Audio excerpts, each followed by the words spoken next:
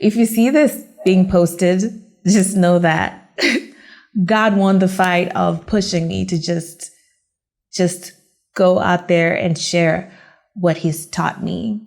So for about 20 years, I was depressed. I tried to take my life many times. I was heavily suicidal and had many addictions as well, but God saved me and he taught me many lessons that I like to share with you. My name is Sheilla Akwara. Let's talk, shall we?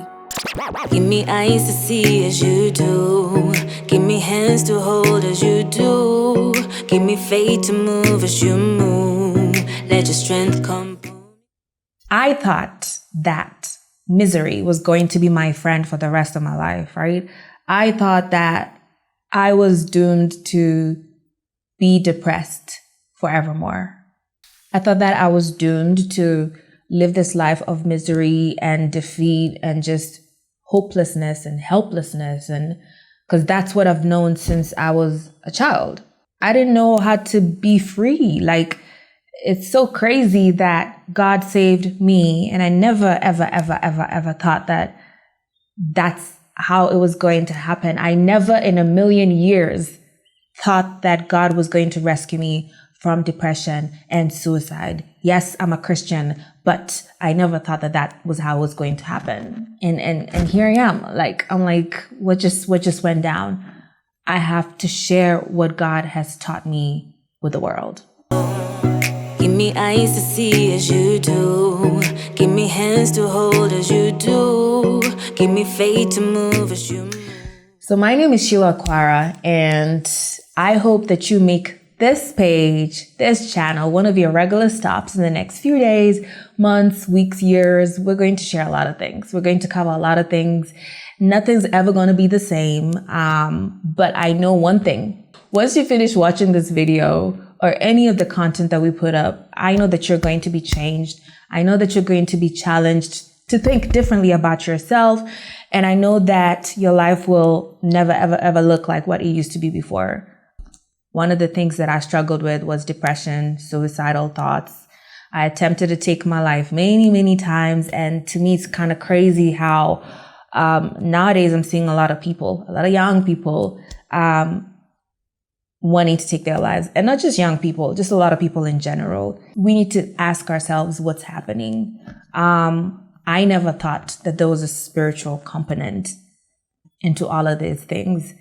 I never considered anything spiritual while growing up, that some of these things that were happening to me, the negative things, were linked to what God was calling me to be and to do, and nothing, life just happened, and it happened in a very painful way. And I went through a lot of things as a child. We're not going to have enough time to cover that here. This is just sort of like an introduction. So the purpose of me doing these videos is so that you can know your purpose, know your calling, know who you are, why you're even here. Do you guys know why you're here? Do you guys know what you're supposed to do while you're on earth? Do you guys understand the things that you're going to go through as you're being prepared for this role that you're supposed to occupy? Do you guys understand that there are things you're not supposed to do and there are things that you're supposed to do? And if you don't do those things, sometimes it might end up badly. I didn't know none of these things. Sometimes I ask myself, did I not pay attention maybe in Sunday school, or where was I? But I'm glad that God saved me, and this is why I'm here. Depression is not a thing that I would wish on anybody. It's like the worst place to be quite honest. It's just like an endless cycle of doom and misery. And it's just like, so finding myself there was really hard, to get out. I would have days when I didn't want to get out of bed. I would have days when I didn't want to talk to nobody, but I hid it well because nobody knew. Nobody really suspected. I never had anyone come up to me and be like, "Are you okay?" So I hid it well, but I was done inside completely. So 2013 was when everything changed for me. Absolutely everything changed for me. I had a spiritual experience, let's call it that way. And this led me to running to some Catholic church in New York City. And I remember telling the priest when I walked into, it was that St. Patrick's Cathedral, the big Catholic church in like Manhattan. And I remember telling the priest, like, you need to do an exorcism on me because I'm not okay. It was crazy because what happened to me at that time was unexplainable. So I thought that I just needed someone to pray for me and everything was going to be okay. That's not what happened. I did get a lot of people to pray for me and things started to somewhat change. But as things were changing, I was changing as well. My life began to change. I wasn't doing the same things that I was doing. You know, I wasn't clubbing, I wasn't drinking. Nobody came and told me, don't drink, don't club. Nobody came and told me not to do these things. And one of the reasons why it was so hard for me to put out this video is because I know my circle, the people that I know, they're not really followers of Christ. And I felt really, really bad when one night I was sleeping and God was telling me in my dream, do not be ashamed of the gospel of Christ. He said, preach it to the highest mountains, tell it on the highest rooftops, sing it out loud, do not be ashamed. And I woke up and I felt like, wow, am I really ashamed of something that saved me? I got delivered. I was watching YouTube and I watched a certain man of God and he was praying for people on YouTube and I got delivered. That's how my depression went away. That's how my suicidal issues went away. I didn't see a therapist. I didn't take any medicine. I didn't see a psychologist. I just received prayer from someone that I wasn't even standing next to physically. I was watching him on YouTube. It was the craziest night ever. Like those deliverance videos where people are shaking all over the place and screaming and doing weird stuff. That was me. And my mom was there. My older sister was there. We had a family friend in the house. And if you know me, I'm very self-conscious. So I'm not one to just start screaming and doing stuff all over the place. I don't do that. I hold myself together as much as possible. And I couldn't that day. I remember I was watching this video and he was saying, wherever you are, get ready to receive your deliverance. Deliverance means to be set free from something. So I was being set free. This was the day that I knew that I was delivered from demons. And it was a very shocking realization because if you came and you talked that type of language to me, I would think that you're crazy because I don't know. Sheilla doesn't. No, I never had demons. No, what do you mean? And then the journey began. I thought, great, I've been delivered. These things are gone back to my old life, but that's not what happened. What happened was a process of God changing me, filtering out a lot of things that I thought were normal, that I thought were okay, that I thought were not harmful. He took them all out. I could sit here and tell you that, oh, it was easy. God came, changed my life. Everything became easy. Nope. It was not easy for me at all. God brought me out. He brought me out of a lot of pain. He brought me out of a lot of depression. He brought me out of a lot of suicidal thoughts. He brought me out of a lot of addictions. I was addicted heavily to pornography. I used to watch pornography from the age of 9 until 26. So my deliverance happened recently. Just trying to make sure you guys don't add up my age. All right, let's see. I had depression issues for about 20 years and I had addiction issues for about 15 years. I was heavily addicted to pornography. It ruined my life like crazy. But for me, with pornography was mostly like watching stuff on the internet and watching videos and like fantasies in my head.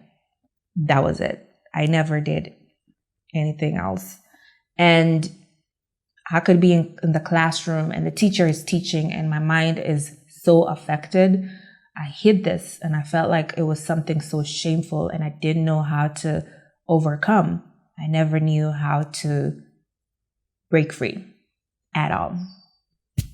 And so when this night happened in 2013, and everything just left me. And then I just began to change. But guys, I want to share one thing that also happened. Once I watched that video prayer and things began to change, I found myself reading my Bible a lot. Once again, nobody told me, Sheila, go read your Bible. I was just attracted to it in an insane way. And as I read my Bible, God would speak to me about so many things. And I just started to change. That's how I stopped going out of clubs. That's how I stopped drinking. I started drinking in 2012. I'm not really a drinker of alcohol. I don't really do those things like, but I did smoke weed when I was young. I drank alcohol, peer pressure. I started reading my Bible a lot and I started to change. I just started to change. Everything that I had that was holding me back just started to fall off one by one. And I remember when I started my journey, it was really interesting. I have to pull out this verse. 1 second. Little by little, I will take them out.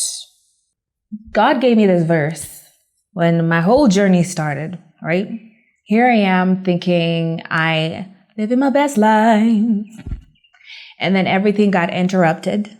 And then God happened. And I'm in my room one night and I'm watching this person praying for people. And all of a sudden I'm shaking all over the place. And then I'm screaming and then I'm okay. Apparently I got delivered. Not apparently, I did get delivered. And then my journey began. Like once God begins to set you free, like he has personal business with you.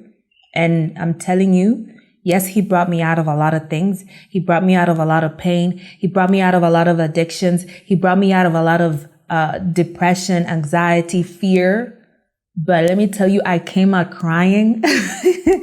I came out like sometimes I was confused. Like I didn't know what was happening to me. Like why were things happening the way they were happening? Why me? Like I had so many questions and in time God answered them. And he gave me this verse. Cause like once you run to God, you expect that everything's going to happen like this and everything's going to be okay like this. And yes, I'm going to have a kumbaya life and everything's going to be fine and dandy. And it's not like that.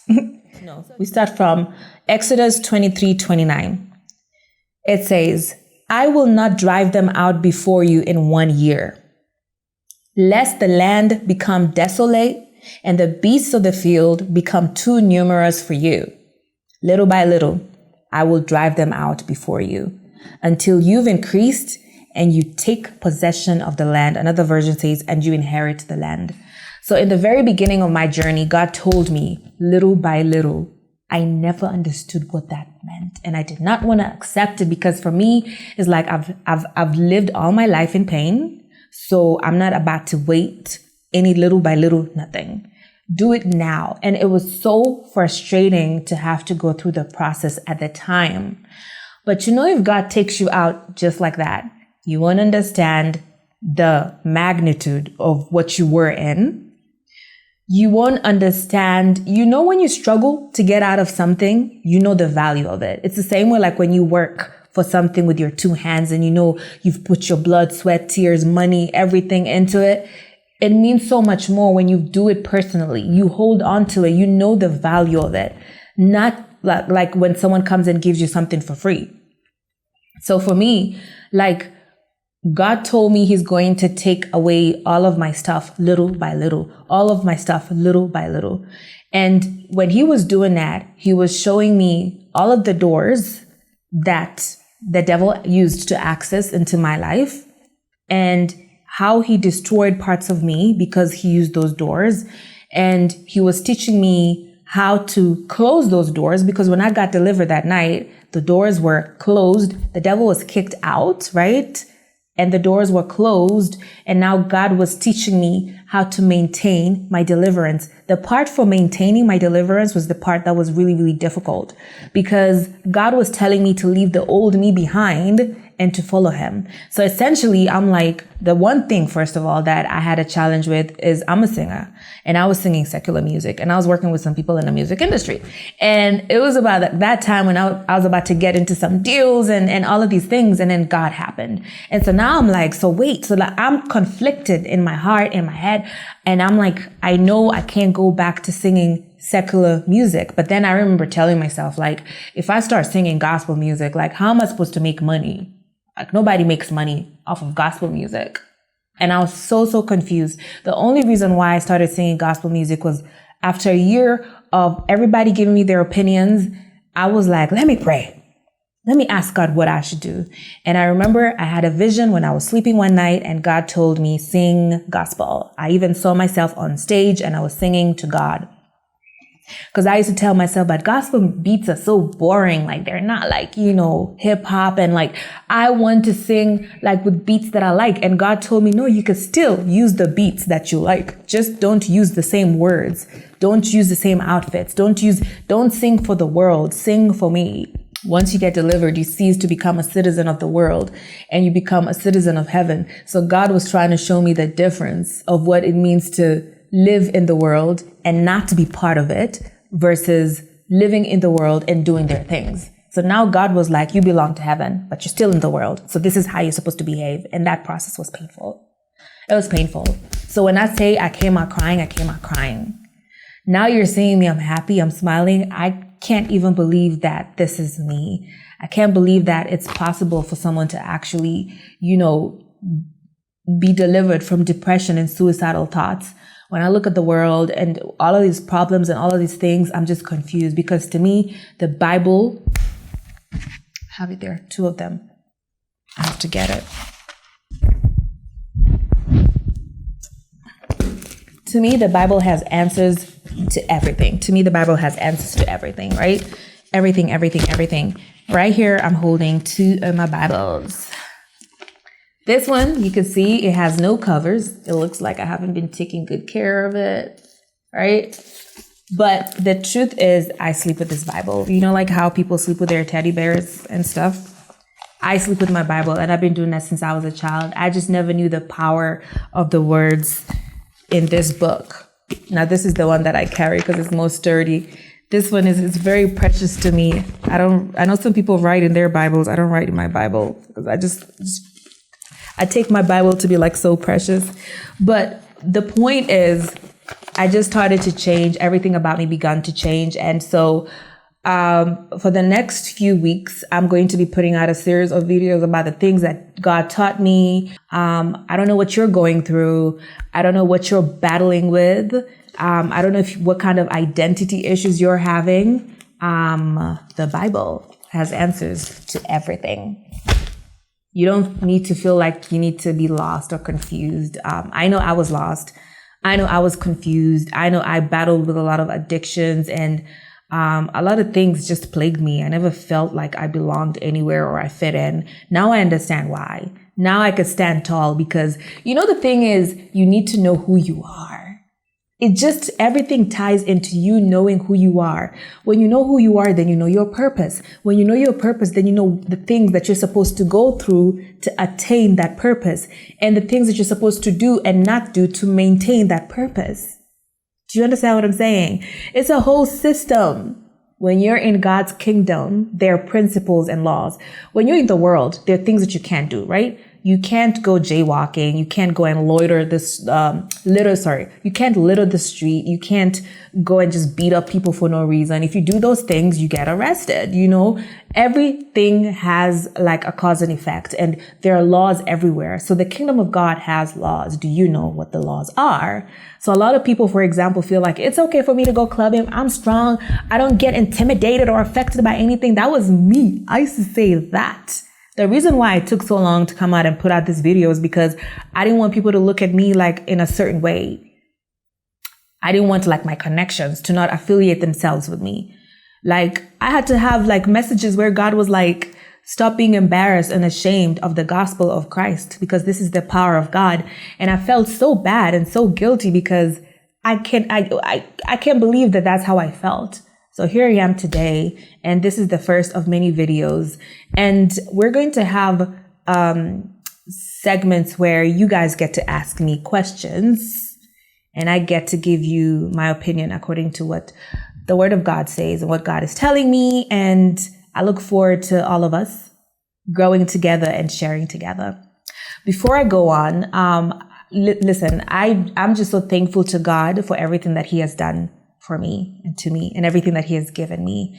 There is a special song that I just recently came across, and let me tell you, God has done amazing things for me. And I don't know what you're going through. I want you to listen to this song. I know that my journey is not yet done, and I know that your journey is not yet done, and God has barely begun with you. And even if He's begun with you, regardless of where you are now and the problems you're facing, the person who has the last say is God. You just have to persevere and hold on. Like how we always strong at the beginning, but in the middle, we sometimes falter, right? We need strength for the middle. You need to know that God is with you and God is walking with you. So take a listen at this song. It's called Ebenezer. I love it because it just reminds me of God's love. It reminds me that we're not alone. You're not alone. God loves you and God cares for you. So take a listen. It's called I was coughing for like a long time, so listen. The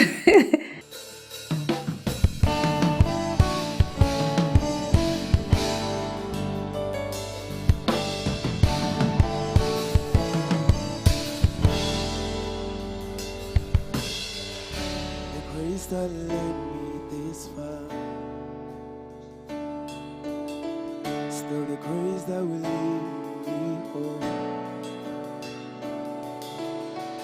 On the valley you led me,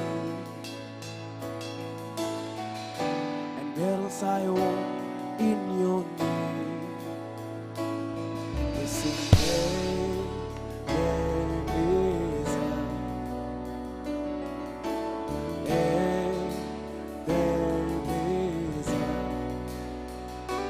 that's how far you've brought me.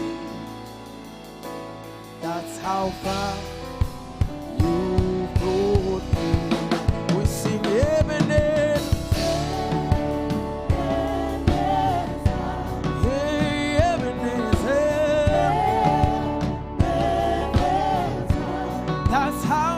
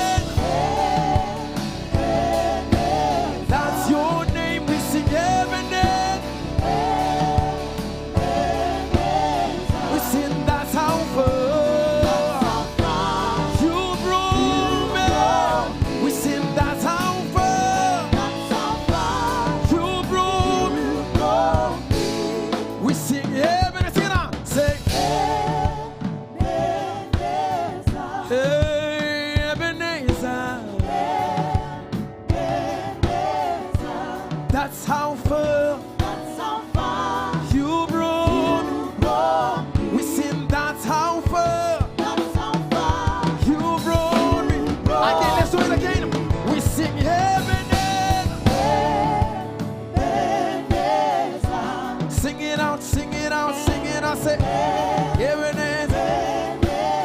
We sing that's how far you brought me. We sing that's how far you brought me. We sing Ebenezer. Yeah, we sing Ebenezer. Rock of heaven. We sing that's how far you brought me. We sing that's how far you brought me. Come on, worship him. La sure di amasela ea. Kare mare salena yena. Bible in times wherever you are, just worship him. Thank you so much for joining me again. I hope you enjoyed that song. It's just a little snippet. You guys need to go check it out. Worship with it. It will uplift you. I know the song says, Ebenezer, that's how far you've brought me. But the thing is, God has brought you this far and he's not going to leave you. If he's brought you this far, it means that he'll stick with you till the end. He never let go and he's not going to let go now. So keep holding on and keep being strong and keep putting him first and he'll pull you through. Whatever it is, don't limit him. Don't limit him at all. He's strong. He got you. He got you. My name is Sheilla Akwara. Let's talk, shall we? Give me eyes to see as you do. Give me hands to hold as you do. Give me faith to move as you move. Let your strength come.